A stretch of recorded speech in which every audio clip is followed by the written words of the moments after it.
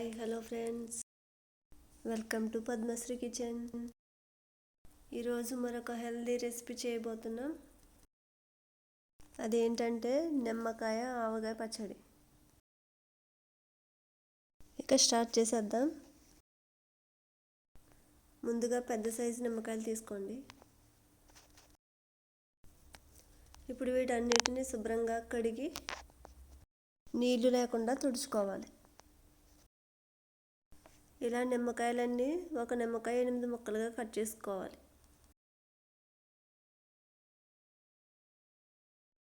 ఇలా కట్ చేసుకున్న తర్వాత గింజలు లేకుండా గింజలన్నీ తీసుకోవాలి.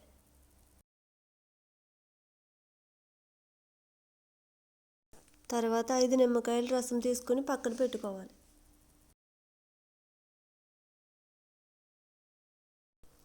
ఇప్పుడు ముక్కలు కట్ చేసి పెట్టుకున్నాం కదా నిమ్మకాయలు, అందులో ఉప్పు వేసుకోవాలి. ఇప్పుడు ఈ ఉప్పు బాగా ముక్కలకు పట్టే విధంగా కలుపుకోవాలి. తర్వాత నిమ్మరసం ముందుగా తీసి పెట్టుకున్నాం కదా, అది కూడా వేసుకోవాలి.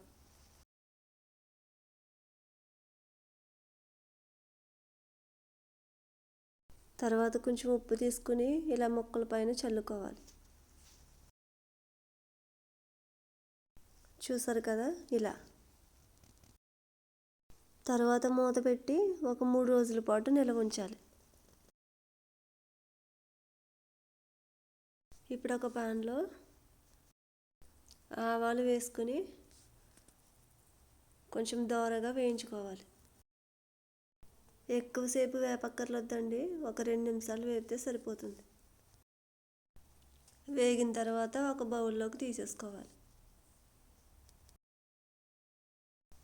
తర్వాత మెంతులు కూడా సేమ్ అలాగే వేగించుకోవాలి. మెంతులు కొంచెం తక్కువే వేసుకోవాలి, లేకపోతే పచ్చడి చేదుగా ఉంటుంది. ఇవి కూడా బౌల్లోకి తీసుకుందాం. ఈ మెంతులు ఆవాలు బాగా చల్లారనివ్వాలి. తర్వాత కారం కోసం నేను మిరపకాయలు తీసుకుంటున్నాను. మీ దగ్గర పచ్చికారం ఉంటే అది కూడా వేసుకోవచ్చు. తర్వాత ఆవాలు మెంతులు పొడి చేసుకోవాలి. తర్వాత ఇందులో మిరపకాయలు కూడా వేసుకోవాలి. ఇవి గ్రైండ్ చేసేలోపు ఒక ప్యాన్లో నూనె వేసుకుని కాగనివ్వాలి. ఇప్పుడు మిరపకాయలు ఆవాలు మెంతులు మెత్తగా పౌడర్ చేసుకోవాలి. తర్వాత మనం నిల్వ ఉంచిన నిమ్మకాయలు చూద్దాం. ఇదిగోండి, ఇలా ఉప్పు అంతా కరిగి కొంచెం మగ్గాయి. నూనె బాగా చల్లారిన తర్వాత అందులో ఇంగువ వేసుకుని బాగా కలుపుకోవాలి.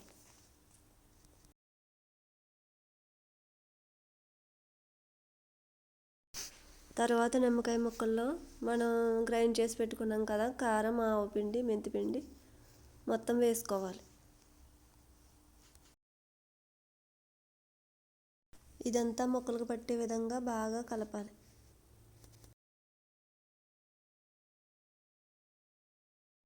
తర్వాత ఇందులో కాచి చల్లారబెట్టుకున్న నూనె వేసుకోవాలి. మీరు కావాలనుకుంటే ఈ ఆయిల్ వేడి చేసినప్పుడు ఆవాలు మిరపకాయలు కూడా వేసుకోవచ్చు. ఇప్పుడు ఈ నూనె ముక్కల్లో కలిసే వరకు బాగా కలుపుకోవాలి. ఈ నిమ్మకాయ పచ్చడి ఆరోగ్యానికి చాలా మంచిదండి. ఈ నిమ్మకాయలో ఉండే సి విటమిన్ వల్ల మనకి ఇమ్యూనిటీ పవర్ కూడా పెరుగుతుంది. అంతేనండి, ఈ నిమ్మకాయ ఆవకాయ పచ్చడి రెడీ అయిపోయినట్టే. ఇలాంటి గాజు కంటైనర్లోకి తీసుకుని స్టోర్ చేసుకుంటే ఒక 6 నెలల పాటు నిల్వ ఉంటుంది. వెంటనే తినేయకూడదు, కనీసం వారం రోజుల పాటు అయినా నిల్వ ఉంచాలి. అప్పుడే ముక్క కొంచెం మెత్తగా అయ్యి పచ్చడి అనేది చాలా టేస్ట్గా ఉంటుంది. మా వీడియో మీకు నచ్చితే లైక్ చేయండి, షేర్ చేయండి, సబ్స్క్రైబ్ చేయండి. Thank you for watching.